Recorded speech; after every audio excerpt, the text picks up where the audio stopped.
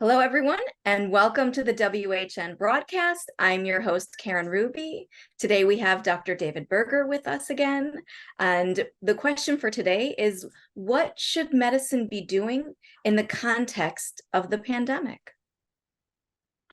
Thanks, Karen. It's great to be back. I think as one tries to frame the pandemic or as one tries to get it straight in one's mind, I think the pandemic has many elements in common with a military campaign, and that over the last 3 to 4 years, medicine got stressed in the same way as it has classically in wartime, such as in World War I, World War II, and that's when the greatest advances in medicine are made. We had blood transfusion in World War I. We had damage control surgery in World War II, and the use of antibiotics, timely evacuation. So there were all kinds of things that medicine learns. We go through these very rapid revolutions, if you like.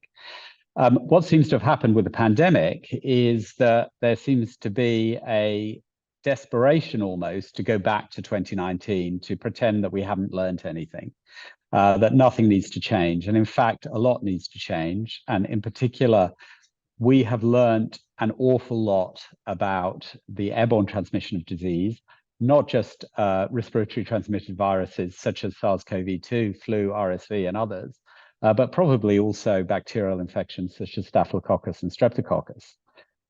And there just seems to be this really odd denial of that fact. And so I think the thing that medicine really needs to do now in the context of the pandemic is to get over that denial and to incorporate the lessons that have been learned during the pandemic around airborne transmission. For me, the most egregious thing that is happening now is that vulnerable hospital patients, from preterm babies in neonatal intensive care units to adults in oncology units to elderly adults in geriatric units, are being exposed needlessly to SARS-CoV-2. They're getting COVID. We know that this has an 8 to 11% in-hospital mortality.